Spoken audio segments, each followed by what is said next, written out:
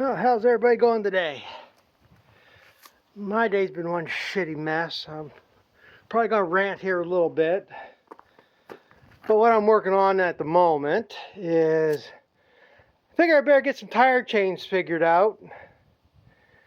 And I haven't put tire chains on that Ford probably in 3-4 years. Since I didn't have to haul shit because I had this building to stack it in, which I have no room to stack in here now.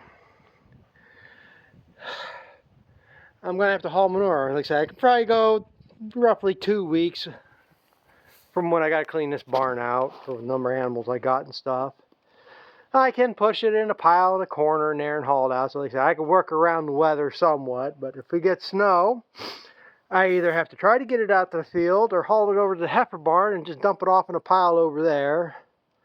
Or part of my manure management plan when I did that years ago, emergency storage was this hayfield down here by the neighbor, the one little corner. I've dumped shit off in there different years because I couldn't go anywhere when I didn't have this building. So that's part of my manure management plan. And then haul it out in the spring. But I got a little bit of a problem. I have 3 sets of chains and I'm missing a set. And I don't know how. I had, sitting out here on a pallet, had all these chains. And like I say, I got, well, all the tractors are 18.4 tires. The white's 38-inch tires, International's 38-inch tires, and the Ford's 34. When I originally got the International, it had 34s on it. And I used to put chains on that tractor different times. So I got chains for all of them. And right here, there are 2 different chains. They're both the same, other than this is what they call the field type, where you got your cross, it goes across, but then they link 2 of them together, and that keeps them from going down in the tread. I think these are more little for mud, more because you spin in chains that get packed in the tires. It's supposed to keep it out. For more, you know, hauling into mud conditions, and they work on ice and everything. They ride rougher than a son of a bitch on the road. But this one is a 38-inch chain. I know that because these have, this is the original set, the first set I got for the Ford. And I know because it's got these heavy latches on here. For this one, which one has it? This one's got the little dinky ones. They work good. But I know this set and the set I'm missing is cut down to 34s. So I know this one goes to the white. And this set does me no good because they're 38. I need to change for the Ford. And this set, I know is set up for 34. I mean, I used to run these on the Ford. These are the same things. These are the field type. The ones that I want, I got what they call the double rings. And they're 2 round links side by side and intertwined to 2 more links and all weighted. They're supposed to, I don't know how they actually bite better on ice, but I guess it gives them more of a chipping action somewhat because they snap around a little bit. I don't know, but they're supposed to be, but they're just straight across. They don't have the links in between. They ride rough. They ride a little bit better than these. But that's the ones I was going to put on the Ford, and they're the ones that are missing. I'm going to have to go get a shovel or something because, like I say, I had them on a pallet. Had them up against the building here where I know they would be at if they did get snowed on. And you can see the pallet just disintegrate. I mean, I didn't even put chains on any tractor last year. The white's the only one I've had chains on the tractor the last 2 or 3 years. And that would be the ones I would think would be the ones that are missing. The only thing I figure is that they somehow, I mean, I should see part of a chain somewhere. I mean, they're not that small of a thing. So you'd think I'd see a link here somewhere.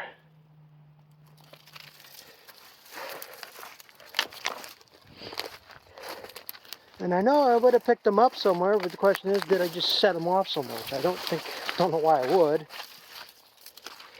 Because that's what I do. I usually throw them in the skid steer bucket, bring them over and dump them on the pallet, or move the pallet to them, pick them up. So I'm going to have to do some digging in there, see if I can find them. Because like I say, just in case. If I don't have to pull a spreader, I can get around pretty good with just the tires. I can move bales of hay without much problem. Just got to be a little bit careful.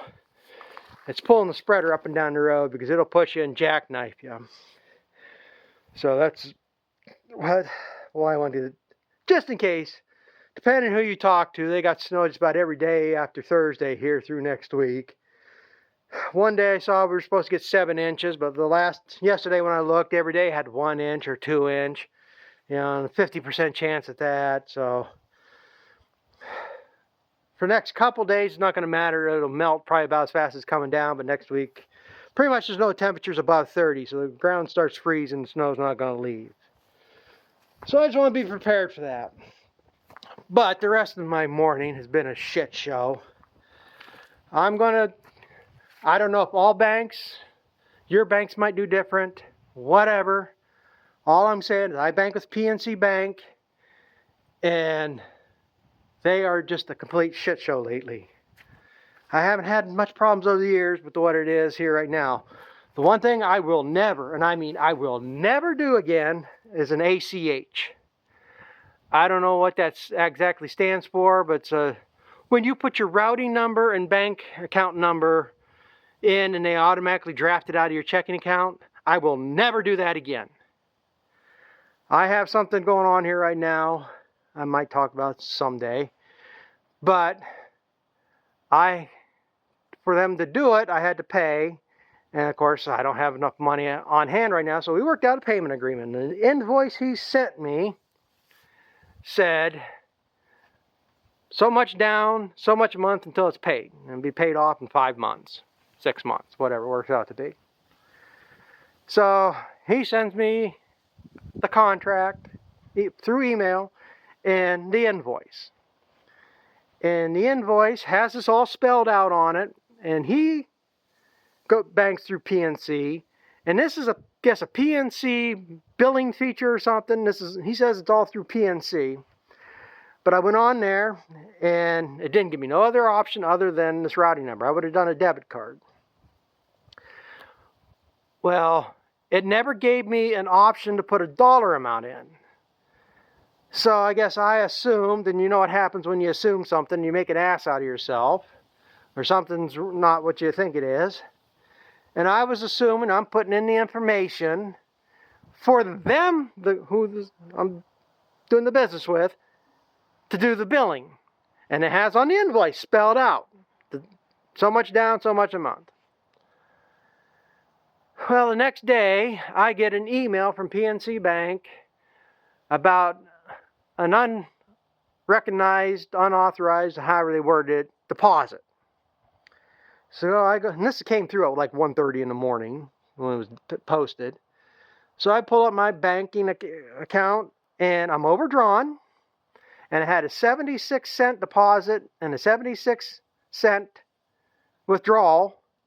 And then the total amount that was supposed to go to this guy withdrawn. That's what made me overdraft.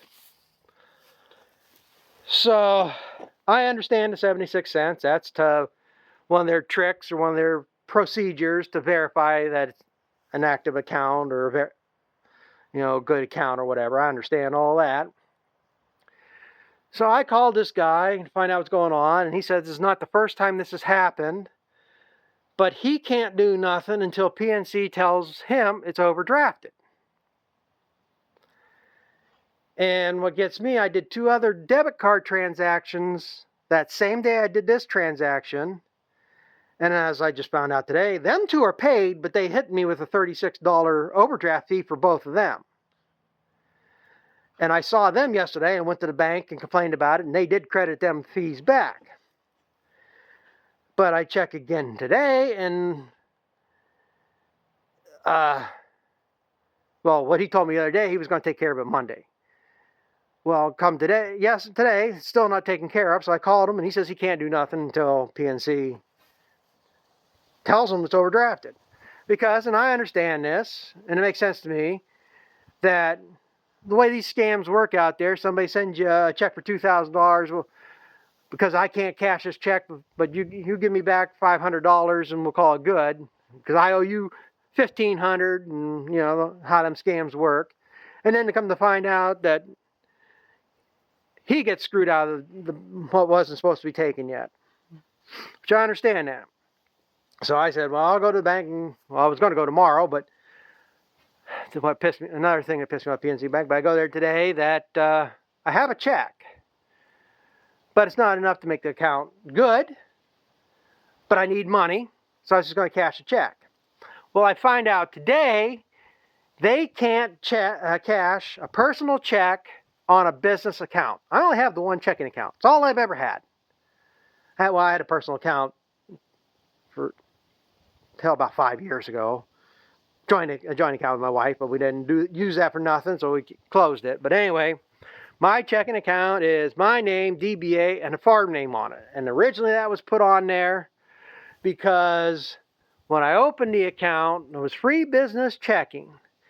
And as long as, I forget what it was back then, I think I could do 25 transactions, or write 25 checks. I could have 15 deposits or whatever, and I didn't have to keep a balance in there or anything, so it was free checking. Well, over the years, I found out here last year that that's all been changed, and if you don't keep a certain average daily balance, then they can hit you with a maintenance fee, which I found that out for the first time, because they change these accounts around all the time, I'll tell you.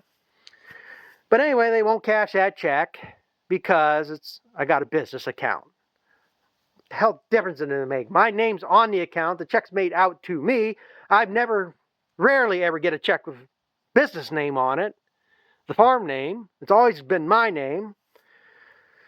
So I complain a little bit, and they still won't cash the check. They tell me I have to go up to Erie to the credit union where this check is written off of to have them cash it. I'm not driving clear to fucking Erie. So, but she's telling me, and this is why we'll never do an ACH again, that it automatically goes through. There's nothing they can do about it. They can't stop it. They can't do nothing. So this guy's got the whole amount. They're saying he's got the whole amount, but I'm still overdrawn a couple $100 because of this. So they say he has to write me a refund if he wasn't supposed to get that much. So now it gets me in this catch-22. The bank's telling me one thing, he's telling me another thing, and he's telling me something that PNC Bank told him, or supposedly told him. I don't know. But regardless, so now I can't cash that check. If I do deposit it, they're just going to automatically just apply it to the overdraft. And I tell them, I've cashed checks like this before. And this is what gets me. They say their policy is not to cash a personal check on a business account, yet they do it. The reason they won't, and I know they don't do this, they usually don't cash a check unless you have that amount in your account. So that's what she's telling me, that if I have enough in my account for that check, they usually cash it. Well, then you're not following your own goddamn policies. So my only option through them, unless he wants to actually trust me enough and refund that money or whatever, but I can put in a dispute. She printed out, wrote this thing up, printed out, typed it, I had to sign it, that they're going to send in. For some reason now all of a sudden you can't do email things. They have to send this in. But it could take them up to 30 days to investigate this and come to the conclusion. So now basically I have no checking account to use. I can't cash a check so I can pay some bills. I mean, I'll have to give my wife the check and have her deposit in her account. Maybe have her write the checks or whatever. But right now I'm at the point, I haven't talked to this guy again yet to see what he wants to do. So we don't get this crossed up again. So we're both on the same page and do one thing. But I'm about ready to say, fuck it. Keep the money. My account can stay overdrawn. Everything that's supposed to come out of it's out of it. It's just tied up here for the moment. I have another check coming. I thought they were going to write last week. But I went to see about picking that up because they were going to call me or mail it, and I still haven't got it. Well, they haven't wrote the checks yet. So now I don't even know if they're going to write that check this week because Thursday's Thanksgiving. They usually do just checks Thursday or Friday. So maybe they'll take Friday off and I won't get a check again this time. So I mean, there's nothing I can do. They've taken the money in a day. There is nothing I can do in a day to correct this. I can't dispute it and have it taken care of in a day. I can't get this money that's coming to me that I could deposit, make the account balanced again in a day. They say it could take 2 weeks. It might be until next week when they write this check. They might not do it this week for all I know. I could load up one of these dumb bastards. Tomorrow's the auction. I could load up one of these dumb bastards, but I won't get the check till Saturday. I could deposit it, but the check's not going to clear the bank until probably Tuesday. I don't know. It might clear by Monday. But I go and find out, I was talking to somebody today, there's not even an auction tomorrow because of Thanksgiving. So I can't even take a cow to the auction to get money around until next week. So that's what's screwed up in this damn world. Somebody will take something from you in a day, but to get something back from somebody, it takes weeks. I said this right to the woman at the bank. I said, this is why we need to go back to more checks. They want to make everything digital. And they could do everything right at a snap of a finger against you. They could shut you off completely from everything. It's bad enough like here now. At least I have no options. I mean, I got maybe $100 in my pocket and, spending money. But, if I needed to go get something, I'm screwed at the moment. So I say, I'll probably have to do something with my wife's account. Give her this check I got to cash or deposit or whatever, so we can pay the other bills I got to pay. It's due here. Well, it's not. Well, yeah, I think it's due tomorrow. If it's late, it's late.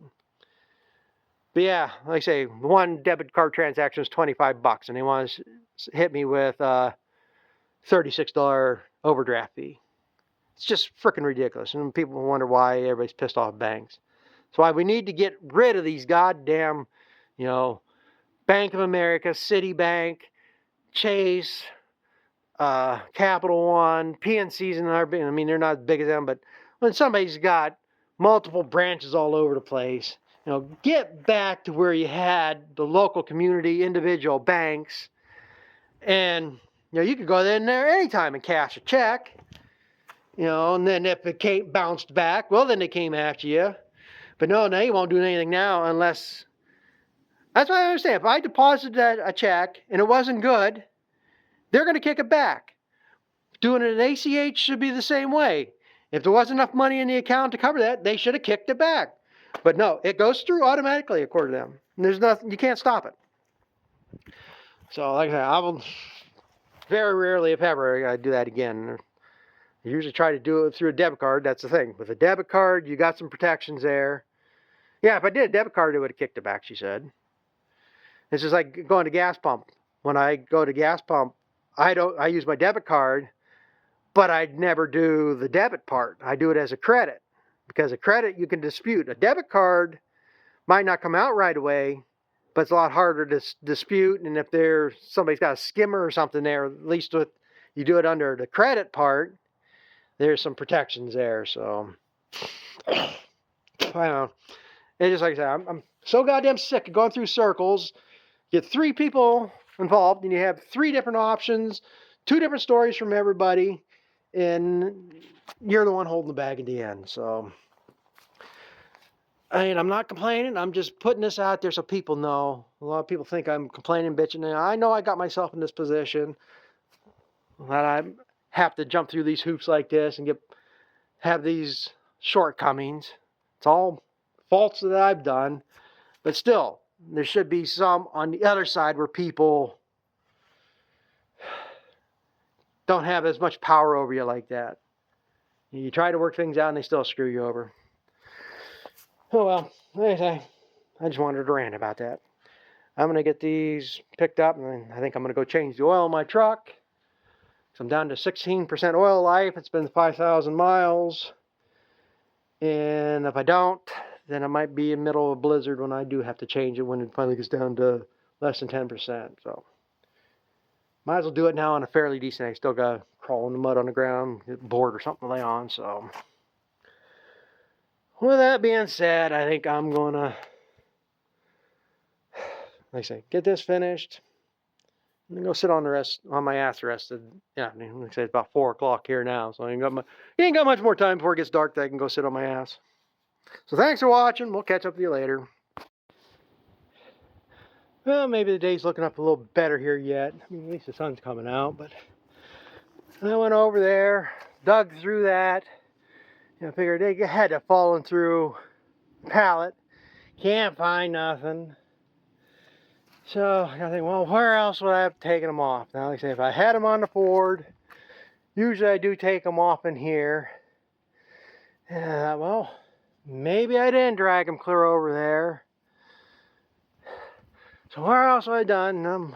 I'm good for this to throw stuff off to the side somewhere where I'll get it later sometimes. Or I'll stick it and forget about it. Well, I figured, well, where else would I put it?